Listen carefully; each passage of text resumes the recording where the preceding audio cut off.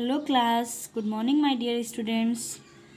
Students, I had already taught chapter first and today I will teach to you chapter second. Okay, our chapter second is latitudes and longitudes. Okay, students, do you know what is the meaning of latitudes and longitudes? Yes, of course, आप जानते होंगे because you have studied in class fourth. Okay, जानते हैं या नहीं जानते बच्चों? जानते होंगे, नाम भी सुना होगा. ठीक है, तो चलिए हम आपको बताते हैं कि लैटिट्यूड और लॉन्गिट्यूड की मीनिंग क्या होती है. And topics will be given latitude, longitude and difference between latitude and longitude, finding place with the help of latitude and longitude. Okay, देखिए बच्चों, लैटिट्यूड और लॉन्गिट्यूड की मीनिंग क्या होती है. लैटिट्यूड मीन्स होता है अक्षांश रेखा और लॉन्गिट्यूड मीन्स होता है देशांतर रेखा. ओके, एक बार फिर से हम रिपीट कर रहे हैं. लैटिट्यूड मीन्स होता है अक्षांश रेखा और लॉन्गिट्यूड मीन्स होता है देशांतर रेखा. Okay, let us start students our explanation. These are some things that you have learned earlier. Talk about them in class. जैसा कि मैंने आपको बताया बच्चों कि आप इसमें कुछ चीज़ें दी गई हैं जिसके बारे में आप पहले से क्लास में जानते हो, यानी क्लास फोर्थ में आप जानते हो. ठीक है, अब देखिए, a grid of lines that form squares or rectangles on a map help us to find place in the map.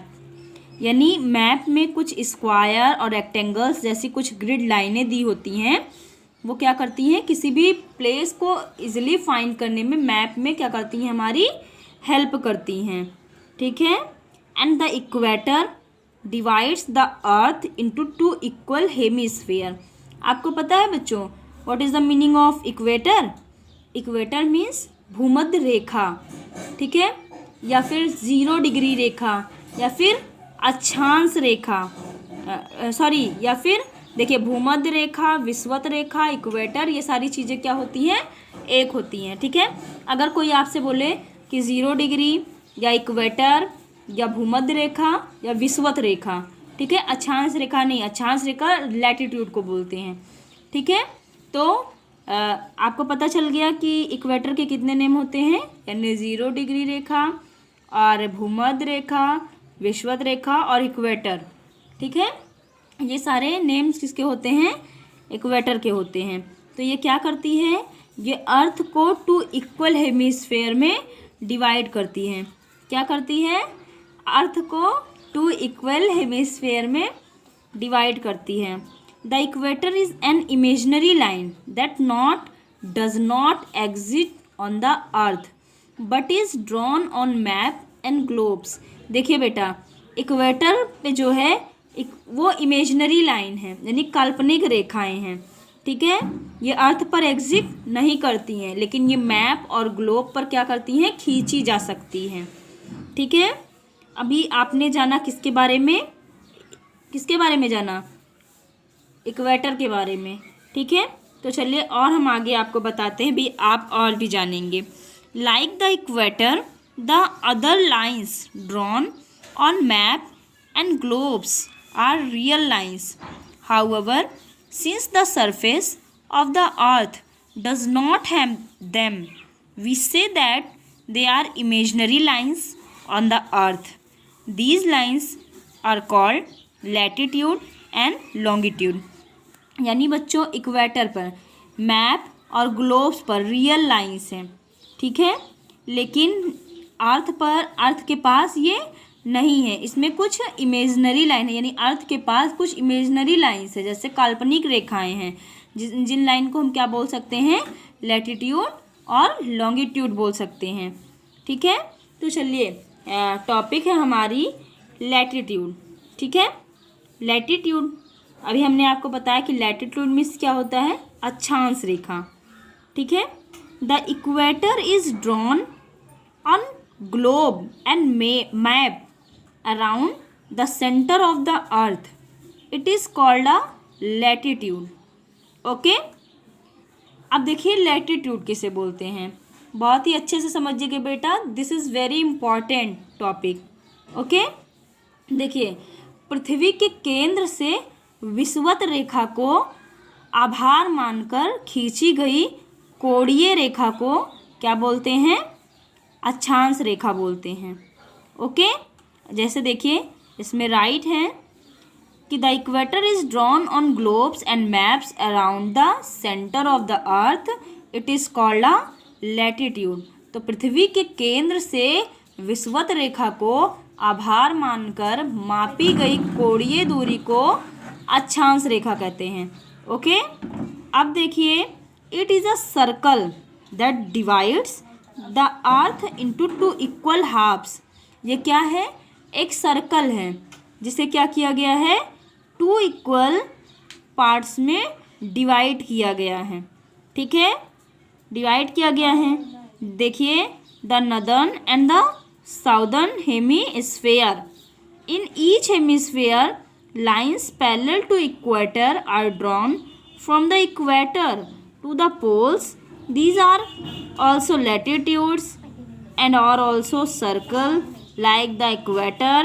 As the latitude move closer to the poles, the circle get smaller.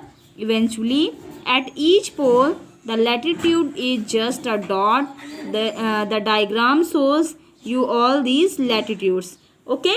देखिए बच्चों, हम बता रहे हैं यानी क्या है, ये एक सर्कल है, इसको टू पार्ट्स में क्या कर दिया गया है, डिवाइड कर दिया गया है. एक नॉर्दर्न हेमीस्फीयर और एक साउदर्न हेमीस्फीयर. ठीक है, और इसमें टू पोल्स होते हैं. देखिए ये नॉर्थ पोल है हमारा और ये क्या है, हमारा साउथ पोल है. ठीक है, अब देखिए एक नॉर्दर्न हेमीस्फीयर है, एक साउदर्न हेमीस्फीयर है, और जो इसके यानी ये 0 डिग्री रेखा है हमारी, इसको माप कर यानी इसी को केंद्र मानकर जो विषुवत रेखा से आधार मानकर ये रेखा खींची गई है, इसी को क्या बोलते हैं, अक्षांश रेखा बोलते हैं. ठीक है, और दो अक्षांश रेखाओं के बीच की दूरी क्या कितनी होती है, 111 किलोमीटर होती है.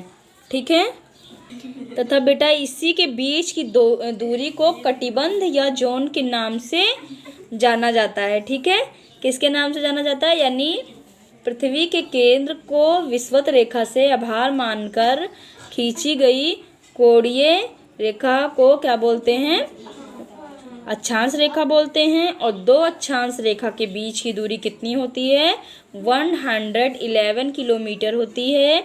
और इसी दूरी को कटिबंध या जोन के नाम से जाना जाता है. ठीक है, अब देखिए एक चीज़ और, विषुवत ये कौन सी रेखा है, ये हमारी 0 डिग्री है. ठीक है, यानी विषुवत या भूमध्य रेखा के उत्तर की तरफ खींची गई रेखा को उत्तरी अक्षांश और दक्षिण की तरफ खींची गई रेखा को दक्षिणी अक्षांश कहते हैं. ठीक है, उत्तर दक्षिण समझते हैं ना, नॉर्थ क्या है, नॉर्थ हमारा उत्तर होता है कि दक्षिण होता है, बताइए. तो नॉर्थ पोल हमारा क्या होता है, उत्तर होता है, और साउथ पोल हमारा क्या होता है, दक्षिण होता है. ठीक है, तो जो नॉर्थ की तरफ खींची गई है वो हमारा नॉर्थ पोल कहलाएगी, और जो साउथ की तरफ खींची गई है वो हमारा साउथ पोल कहलाएगी. ठीक है, अब देखिए ये हमारा था किसके बारे में, लैटिट्यूड के बारे में और इक्वेटर के बारे में. अभी हम आपको कुछ चीज़ें और बताते हैं इक्वेटर के बारे में. ठीक है, देखिए बच्चों, यानी ये जो 0 डिग्री रेखा होती है, ये इक्वेटर जो होता है वो क्या करती है, वो पृथ्वी को 2 बराबर भागों में यानी अर्थ को 2 इक्वल पार्ट्स में क्या करती है, डिवाइड करती है. ठीक है, और उत्तरी भाग को यानी नॉर्थ में जो होता है, यानी नॉर्थ पोल में जो होता है उसको उत्तरी गोलार्ध, और जो साउथ पोल में होता है उसे दक्षिणी गोलार्ध के नाम से जाना जाता है. ठीक है, और इस सर्कल की कुल लंबाई यानी इस सर्कल की लेंथ कितनी होती है, आपको पता है. देखिए अभी इस बेटा इसकी कुल लंबाई 476 किलोमीटर होती है. ठीक है, कितनी होती है 476 किलोमीटर। ठीक है, और क्या होता है, यानी यहाँ पर सूर्य जो होता है वो वर्ष भर क्या करता है, चमकता रहता है। यानी इक्वेटर, यानी ये इक्वेटर ही ऐसी जगह होती है जहाँ पर यहाँ पर सन पूरे ईयर क्या करता है, शाइन करता रहता है, चमकता रहता है। ठीक है, और यानी इसी वजह से यहाँ का टेम्परेचर जो होता है, यानी इक्वेटर का जो टेम्परेचर होता है वो क्या रहता है, उच्च होता है, यानी बना बहुत ही ज़्यादा। यानी जब यहाँ पर हमेशा सन रहेगा तो क्या होगा, यहाँ पे बहुत ज़्यादा गर्मी होगी और यहाँ का टेम्परेचर वैसा के वैसा ही बना रहेगा। और यहाँ पे शीत ऋतु का यानी ठंडी का क्या पाया जाएगा, अभाव पाया जाएगा। ठीक है, यहाँ पर ठंडी की कमी होगी। और विषुवत रेखा यानी इक्वेटर पर जब यहाँ पर टेम्परेचर सबसे ज़्यादा होगा तो यहाँ पर क्या होगा, यानी यहाँ का तापांतर भी क्या होगा, सबसे कम होगा। ठीक है, और भूमध्य रेखा पर यानी यहाँ पर इक्वेटर पर ही क्या होते हैं, पूरे वर्ष भर दिन और रात बराबर होते हैं। ठीक है, और यहाँ पर ग्रेविटेशनल फोर्स यानी भूमध्य रेखा पर इक्वेटर पर ग्रेविटेशनल फोर्स जो होता है वो क्या होता है, यहाँ पर सबसे कम होता है। ठीक है, जबकि ध्रुवों पर पोल्स पर क्या होता है कि यानी यहाँ पर इक्वेटर पर कम होता है और यानी पोल्स पर क्या होता है, सबसे ज़्यादा होता है। ठीक है, तो ये आपने किसके बारे में जाना, लैटिट्यूड तो आपने जाना ही जाना, साथ में आपने सबसे पहले लैटिट्यूड लाइन्स के बारे में जाना और उसके बाद किसके बारे में जाना, इक्वेटर के बारे में जाना। ठीक है, तो आपको कुछ चीज़ें पढ़ाई गई हैं और ये बहुत ही इम्पॉर्टेंट चैप्टर है बेटा, इसलिए आपको कुछ टॉपिक्स नेक्स्ट वीडियो में पढ़ाई जाएगी। ठीक है, तो एक क्वेश्चन है मेरा आपसे, I am asking to you, एक क्वेश्चन मैं पूछ रही हूँ, उसका आंसर आप लोग कमेंट बॉक्स में रिप्लाई करिएगा या फिर आपका टेस्ट होगा तब आप बताइएगा। लेकिन क्वेश्चन ये है कि ऐसी कौन सी नदी है जो भूमध्य रेखा को 2 बराबर भागों में बांटती है। ठीक है, तो आप लोग इसका आंसर क्या करिएगा, ढूंढ के रखिएगा। आपने अभी किसके बारे में पढ़ा, देखिए बेटा, जो मैंने आपको इक्वेटर के बारे में बताया वो आपका ये एक्सप्लेनेशन है। ठीक है, लेकिन मैंने आपको बिना ये एक्सप्लेनेशन, क्योंकि टाइम बहुत कम रहता है और इंग्लिश पढ़ने में इस टाइम क्या हो जाता है, सबसे ज़्यादा लग जाता है, इसलिए मैंने आपको इसका ही एक्सप्लेनेशन बताया है। ठीक है, तो आप परेशान नहीं होइएगा।